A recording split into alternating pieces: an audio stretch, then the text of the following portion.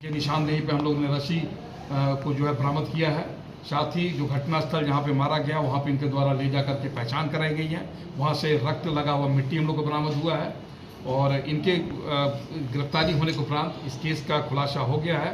कि ये व्यक्ति से काफ़ी लोग नाराज थे और नाराजगी के कारण जो है यह हत्या किया गया है। बेटा का सर बयान आ रहा था कि सब्बल गर्म कर नहीं, अभी फिलहाल इस तरह का कोई पोस्टमार्टम रिपोर्ट हम लोग को प्राप्त नहीं हुआ है, बट पोस्टमार्टम रिपोर्ट को देखने के बाद यह स्पष्ट है कि सबल की बातें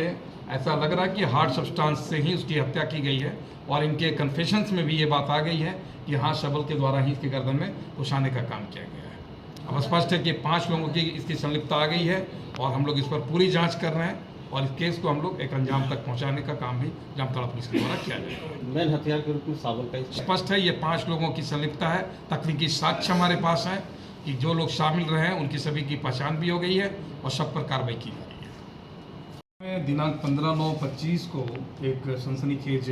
हत्या की घटना जो है वो प्रतिवेदित हुई थी। हत्या जो है वह बिंदापाता थाना क्षेत्र अंतर्गत सालुका ग्राम में आदिवासी श्मशान घाट के पास से एक डेड बॉडी की प्राप्ति हुई थी।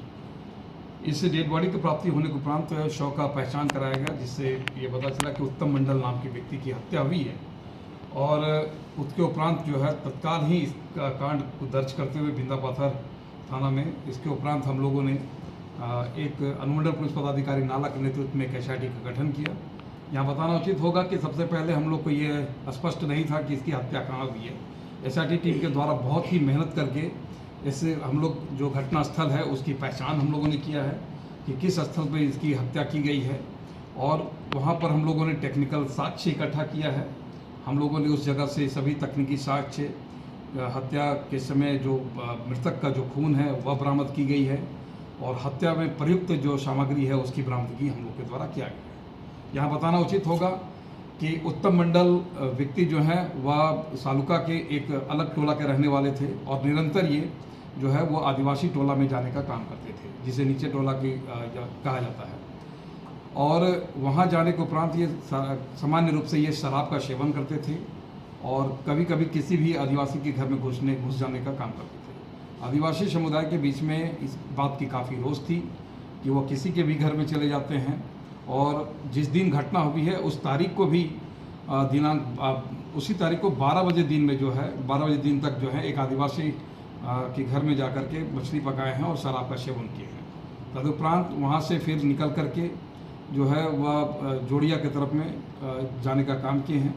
आदिवासी समुदाय के द्वारा पूर्व में भी इन्हें मना किया गया था कि इस मोहल्ले में ना आए, लेकिन उसकी बात ना मानते हुए जोड़िया के पास में उस तारीख को लगभग 3 बजे के आसपास में जब ये गए हैं वहाँ पर 3 आदिवासी समुदाय के व्यक्ति और उसी गांव के एक रामकृष्ण और एक सुभाष गोराई, ये 5 आदमी जो हैं वहाँ पे थे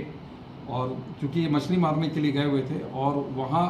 जो है इसकी मुलाकात इससे हुई है और वाद विवाद हुई है और वाद विवाद होने के बाद में उस 5 व्यक्ति में से एक कैटी नाम के जो व्यक्ति हैं उसके द्वारा जो है उसके हाथ में सबल था, वो